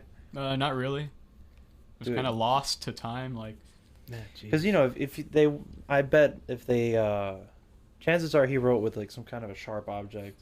It's if we analyze that in one of those I don't know what is it. That's how they got. TEM? That's how they figured out what it was. Okay, so they already did that. Yeah. Still, it's just not. Yeah. Okay. It's Dude, I can't believe that. yeah, the world of That it was scribed. Yeah. Yeah. At that time. And they used Of course, he would have been the guy. They used it to One of them. to write the gospel, so as they usually do. Yeah. So Oh, that's. the world of medieval we're here. manuscripts are like fascinating because I find it so great because those monks, again, they were intellectuals, but they were pretty much forced to write the Bible because nobody invented the printing press until like the end of the medieval era. Yeah, and if you're convinced that your medium is going, it's deteriorating or whatever, that's the only choice But you have. Is to It's do it. it's actually And they did it. no, it's actually really good because when they were writing the Bible like day in and day out, they would get bored and they would do all these like illuminations in the background or inside. They would do like scenes. They would like the Bible would also have like this like scene of like a battle or like crazy things like just a bunch of people fighting like a giant snail or something, like just stuff you would doodle Yeah. in, like, just the kind of stuff in the margins. And there's a lot of like very old manuscripts that have like all this crazy like pictures, like just doodles in the Wow. in the I'd like to see borders. all these. If let me just interject for 1 second. If any of you guys have any thoughts on what we've been saying today, any input, anything to add to this discussion at all, please call or text in at 786-309-8861. Once again, that's 786-309-8861. We'd love to hear from you. Yeah, we appreciate the texts that we've gotten in so far. We have noticed them. Yeah, we've Appreciate definitely noticed some of them. Yeah. So Yeah. And this discussion all started, I think, actually because you mentioned the internet. yes. Another thing that the internet actually has helped out with, but not solved completely, because I do want to get into things that the internet can solve and things that they can't solve. Okay. Which you think that the internet would solve everything, but so there's a thing that like no academics, no one on the internet can solve, and it's related to medieval manuscripts. It's something called the Vanyuk manuscript. Vanyuk? It's the Vanyuk manuscript, named after the guy whose collection it was in. And it's this manuscript, like, generally speaking, what we know about it is that it was some sort of field guide. Like, it has a lot of, like, pictures of, like, plants and herbs. And, like, it might have been, like, a medicinal treatise. It might have been, like, something else. The thing that makes it weird is that nobody knows what language it's written in. Like, absolutely not. It's Klingon. No, it's not Klingon. It's written. You look at it, and you squint really hard, and it's like, yeah, it's something. But it's got all like these little loop-de-loops. It's a beautiful like handwriting. There you go. That's the language. It's loop-de-loop. Look, it was either the most beautiful handwriting or like the absolute worst handwriting ever. So bad that even the biggest code breakers cannot figure out. Wow. What he was saying in this thing, but there's prizes to figure out what this says. Really? And it's gonna be anticlimactic at this Well, point. It just has a bunch of pictures of plants and stuff in it. the journey is always more exciting than the destination. But I just find it like great. Like you can't even crowdsource this thing. Yeah. So that's. Yeah, the internet's only gonna maximize the kind of level of interest. exposability. No, just how many people you can expose an idea to or a problem. But even if the entirety of the human race were all thinking about one particular thing, the chance of solving it there could still be fairly consistent, and you just have to keep going at it for a period of time. Doesn't matter how many people. Like the photoelectric effect. You can throw as many bits of light as you want at a piece of metal, and you're not going to get the reaction that you want unless you have the right kind of light. That's a good point. It's You need, like how. Here's the question: what is the number of physicists that you would have to train and throw at a problem to have come up with relativity? If Einstein didn't just like do it the way he did. I think eventually one person would. Right, eventually. But it's not the number of people. Yeah. It's just like, Okay, so you're saying eventually there's gonna be a genius. A genius herbalism manuscript connoisseur who will. I think it's absolutely hilarious what some of those like manuscripts are about. It's the like a lot of the medical texts are like the opposite of medicine. Oh yeah. Where you're basically like a big fix. Back in medieval Europe was to just bleed, just to let out blood. You decontaminate the system. No, the idea was that you were letting out the bad fluids. Perfect. Yeah, so this is like alchemy to chemistry. Oh yeah, in some cases. Like alchemy to its alchemy, or as you might know by its anime adaptation, Full Metal. Alchemist. I tried watching that once. I got into like 4 episodes, but then I just So I can't commit to really, really long animes. Yeah, I mean, it's weird to think how. I mean, we're talking about Japan, and like especially a guy like Murakami was like super influenced by American culture. Yes. Like that dude really, he's talking about American culture like all the time in his books. That for some reason, like we, especially as like the younger generation, I like to think I'm still young. I'm still in my 20s. Yeah, we're all in our 20s. We're yeah. young. So, yeah. But there, I don't know if you've noticed, but especially on the internet, there's a sort of fascination with like just anime in general. It's more ubiquitous than it's ever been. Yeah, you don't have to look too far. You don't have to look too far. I mean, I've started seeing anime reflects life moments. Oh, anime in real life? Well, no, I'm saying like things that you to naturally stumble upon. The kind of coincidence is just really rare. For example, there was an anime sequence thing of a baseball game, and a very particular way that it played out. And I'm sure you might have run on this. You might have seen this on like Reddit or I don't know something. But an actual someone was watching a baseball game, and that actually happened in exactly the same way that it happened in the anime thing. And people are just like finding all these coincidences and posting them. So this must be a sheer massive number of people that are interested in that. That's actually interesting because what I was thinking when you mentioned that was more, so there's a subreddit called like, anime in real life, which is a derivative of the sort of, I don't know, can you call it a meme? Just the idea that like me in real life, where like you put pictures of like whatever happens and it's like, yeah, that's me in real life. Like, like you just like, it could be something really benign as in like, say today's August 3rd. And then somebody will post like a scene from like The Office or something where somebody says that it's August 3rd. Yeah. Or SpongeBob, okay. Or just like, me in real life where somebody says like they're depressed or something and then everybody can relate. Right. Not to saying that, like, yeah, it's not like more people do have depression than probably let on. There's a lot of very high functioning people with depression and other mental illnesses going around that you would never know. And I think a lot of it, a lot of the outlet for, letting kind of your feelings known about the matter takes place online in the anonymity of things, especially Reddit, and in a more, in a less constructive way, probably 4chan. Oh. Which is it's self-modeled after like Japanese style image boards. So you probably like heard 4chan like a lot. Like you probably know 4chan. I mean, you're listening to WVUM.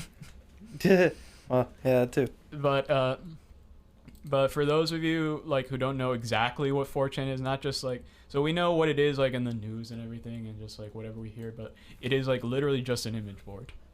You just have like there's different subjects, different forums, and then you just post a bunch of images with text on them, and that's exactly what it is. Yes. But it's, it started out with like... Yeah. I've always heard horror stories about it, which is I've never visited the page once, so I don't really even... Really? No. Yeah, they have a music board, and like a lot of it is like fairly benign. There's like a somewhat underlying toxic culture going on there, but I think that a lot of that is just a lot of very angsty, angry, lost people without a constructive outlet. Yeah. But you hear it especially with like the two most infamous ones are obviously the B board, which is the random board, which is just a free for all. There's no topic. You just post whatever you want, and that leads to some interesting things. A lot of memes have been born there. A lot of less savory things also. Yeah. But there's also the poll board, which is the political board. Oh. Yeah, and you can just imagine what's going on in there. But You mentioned that Yeah, this especially is in this a day. place where people tend to go to explore. so like the Pepe meme was kind of like, Oh, Pepe. rest in peace, Pepe. So I Pepe mean, the the was a- creator was so distraught to know that his I'll never forget his reading- precious frog got into the hands of the alt-right or whatever. So No, yeah, I saw that on. There was like a line on CNN or someone posted, and they're like, "Oh, this is a tool of I don't know what, some political tool." And then I see the thing, and I'm like, "Wait a second. I think they called it a hate ridiculous. symbol or It's- something. Like Yeah, it's oh yeah, it was some official whatever. that. metric Southern that Poverty it Law was, Center, I think. Yeah. That it was it was officially a hate symbol. I was yeah. here's a word, flabbergasted. Welcome to the 21st century. Yeah. We're meme comics. Where the EU is like, yo, is that real? Did the EU really somehow try to like ban memes? Did they? Is that a joke? It sounds like a joke. All right. Well, anyways, Sounds like a joke, but it does sound like something that might happen in the near future. So, but so don't bring it up again. Yeah, they might be So you get- listening. So get ideas. So yeah, Yeah. the politics board poll, is a known hotbed of like alt-right activity. Mm. And like I say alt-right, I hate sugarcoating alt-right like that because like there are obviously like white supremacists in there, and it feels weird. Like, oh, they're just they're not conservatives. That it's just they're it's not so like classical odd liberals. to consider that there's still like people who there's just still Nazis. How does that make any sense? I'll tell you a story to kind of illustrate like how weird and how somehow unified people, random strangers on the internet can be. So, movie star, renowned actor Shia LaBeouf, whatever you... Yeah, Shia LaBeouf. LaBeouf. I like. No, So Boof is right cool. around the time Trump was elected, he put out like sort of like an art demonstration, like a piece of live art, and where Yeah, who's live streaming a flag?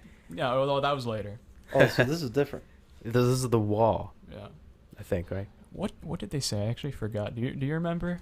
What did they You brought this up say? earlier He will today. not divide. He will not divide us. Yeah, he will not on divide a us. wall. Yeah. He will not divide us. And there was like a webcam like somewhere in New York. It was like it was a pretty public place, and like they were just saying like, you will not divide us, or he will not divide us. Yeah. And like it went fine for like 2 seconds until the people on the poll board got a hand of it, and then like at first it was just like whatever trolling, but like by the end of it there were full like tiny impromptu like Nazi like rallies going on there, like in front of that webcam. Yeah, and that's why they had to the museum that was hosting that. That's the second phase. Oh, okay, That's okay. the second. That's so Yeah, don't let me obviously cut ahead here. they took it out from there. They took it out from there and they moved it to the top of a museum, a well-guarded museum in London. And so like it took maybe a few days until somebody took down the flag and replaced it with a flag of like a Pepe on it. Oh God. Oh, And this is a well-guarded place. They spent so much time coordinating this for what? To troll? well, if it's a really truly well guarded museum, that could have been like one of those like troll things, like a state sponsored activity to replace it. And people were like considering multiple paths how to get there. Like even sort of like what Oh, I see. mechanisms you would need to jump from from one roof to that roof. Golly gee. And like it's impressive, but also sad how this isn't being channeled into something more constructive. I haven't even heard of this. But- That's geez. But phase 3 of the whole Oh, of I the need to whole know s- about phase 3. of the whole saga. Then they moved the flag. It was still a flag, but they moved it to an undisclosed location somewhere in the United States. Yeah. And there was a cam like saying like, you know, where it was, like, so that everybody knew that it was like live streaming 24/7. Yeah. They sat there all like for a 24-hour period and were able to like locate it just based on like the wind patterns, the moon, the moon. and the contrails. direction. It was Moon. They noticed The moon that there total. were Oh, two that's right. planes that passed over, and they looked at the angle of the contrails and said, "There's only this angle occurring in 2 flight patterns of all the flights that pass through the United States, and they coincide over these 2 regions." It ended up being Oh. somewhere in it ended up being somewhere in the region known as Franklin, which is like the bottom of Tennessee and the upper limit of like West Virginia. Mm. And West Virginia. it's so yeah, they took it down and they replaced it with Pepe. Ah, in they're relentless. But yeah, so the 4th and final chapter to this point Okay. is they moved the flag again to another undisclosed location. Ended up being somewhere in the UK, and within like, I don't know, some short amount of time, like they figured out where it was. It was in like a house though, like you couldn't just break in. yeah. It was in a house, and it wasn't even, there was like one window, and by the light of that window they were able to figure it out. Either reflection, like they couldn't go in there because it was like a private residence, and I don't know what they were gonna do, like sneak in like as a health inspector or something. Like no, That's too personally so involving. by the way, that criminal. stream is like still up. So that flag That wasn't particular taken one. down. That was on, but Yeah, that but wasn't like the taken point down. was already made, I think, by that. Like But- the fun was already had. they did severely kind of abuse the system. Like, yeah, they couldn't get away with replacing the flag again, but they decided just to cause like just chaotic evil, and just like inundate the house with pizzas. Just, What? like, just all day and night, just ordering pizzas for them. I mean, that's just. Oh God, that's no. Yeah. I mean, sure, it's funny, but it's also like, oh my. That's the thing. Yes, it's funny. Yes, it's kind of impressive how they were able to channel this much energy into this, but it's also like sad that, you know, It's off-putting. it's off-putting. It's I just think it's fairly unbelievable that somebody would be doing this for absolutely no profit of any kind. Like they're just doing it. So I've seen this kind of internet congregational energy many different ways. I personally think that we could get a lot of good use out of that in like in VR and stuff. That's a topic for another time. Yeah. No. But yeah, imagine if that kind of concerted effort could go towards better things. And we have seen it go to very good things before. I mean, That's true, I wish but I wish I brought one with me to tell you. I'm sure it'll hit me soon, but obviously that does Like not. good things on the internet? yeah, like concerted GoFundMes, I efforts think, like you know. these. No, just like this, like stuff that is this absolutely involved and complicated. Calculating the angle between this. I mean, I haven't mean, really. yeah. I'm gonna have to be like a pessimist for a second, just based on my own experience on the internet. I've been on there for a while now, and I don't know. To my knowledge, off the top of my head, the biggest thing I think of like is like, hey Reddit, like help me find my mom's earring that she lost, or it was like her, like my great grandmother's or something, and then somebody pulls through and finds it in like a hiking trail in New Zealand somewhere.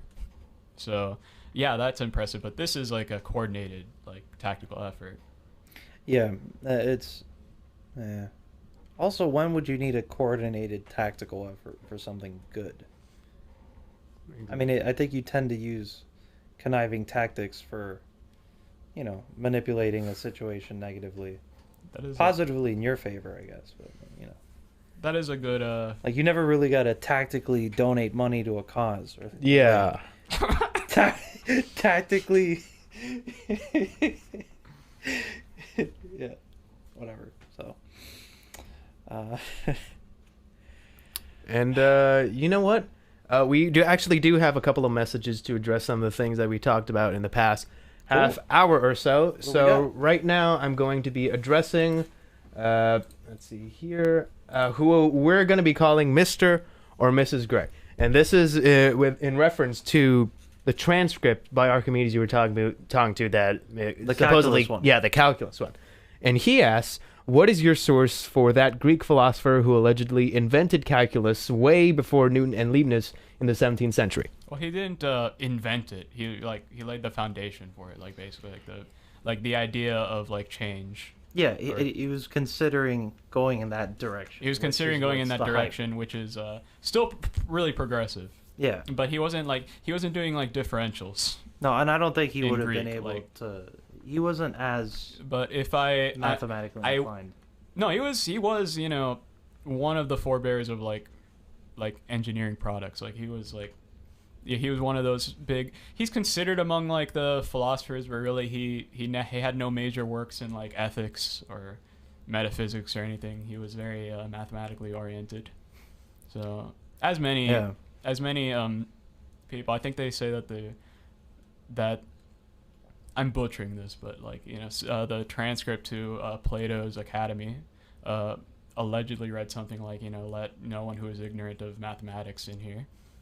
So back then it was like you had to know everything, but to their credit, like it's like, oh, people in ancient Greece and like the Renaissance masters knew everything. They were masters of, yes, they did. They were like geniuses, most of them. But at the same time, there was far less to know in those far subjects. less that you could prove. Yeah, Anyway. the far less that you know, it's far less to prove. There weren't as many like books. Like the raw amount of books that we have is like an astronomical amount compared to people in like the Middle Ages. Yeah, and that's my point. I'm not saying that. I recognize some of the engineering feats that he had gone through that we've learned about are pretty impressive. I'm not so sure that he was as exposed to the concept of formally, jotting down mathematical thought that other people could follow in such a way that he could have even scribed calculus if he'd figured it out mathematically. So the Archimedes script, which again like is not particularly calculus, but it's like getting there to the point where like you wouldn't think that we would get that close at that time. And I think he was asking, what is your source? Do you have? I wish like I don't have like my computer with me. If you give me like another like maybe I don't know like half hour, 20 minutes after this, I could try to find you the source. Okay. I mean, that's the thing. I can't do it on air right now. So, Sure. Yeah, of course. well, Yeah. So we'd have to text it sometime. Mr. or Mrs. Gray, I hope that this answered your question. And now we're going to move on to the next one, which was actually texted in by a listener who previously texted in for our Student Government President episode, Bonnie.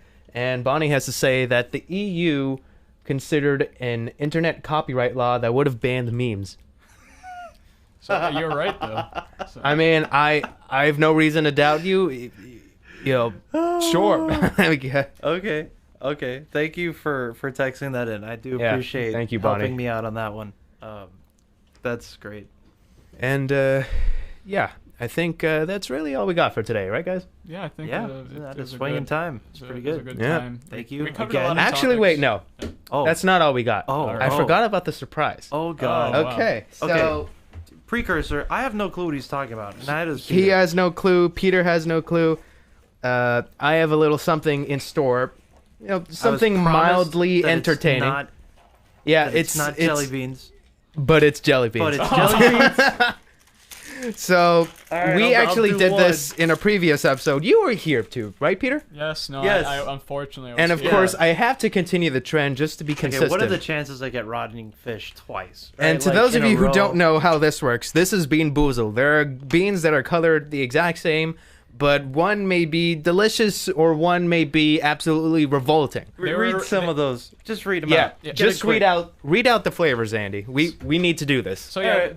This is a proper send-off. Spoiled milk, rotten egg, barf booger, stinky socks, tutti frutti, juicy pear, lawn clippings, moldy cheese, chocolate pudding, canned dog food, berry blue toothpaste, dead fish, coconut.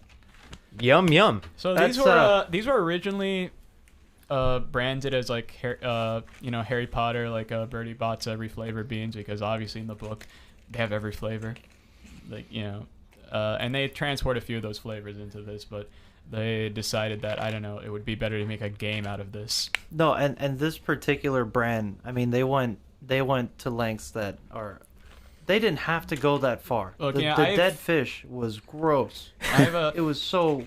I think the worst done. one. I think the worst one is the vomit. It already Did you have smells that? weird, honestly. The vomit, like Did you? I know what vomit tastes like, and those jelly beans taste exactly like that.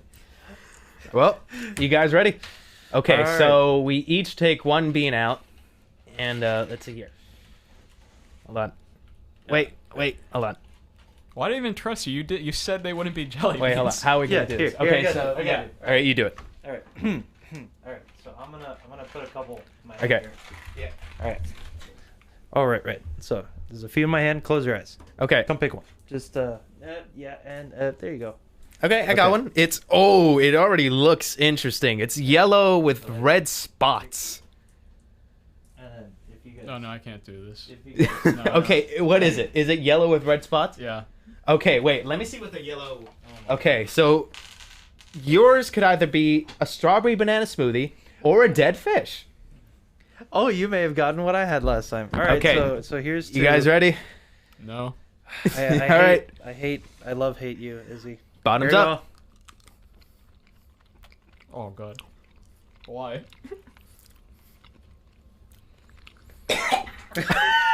I got the smoothie. That was good.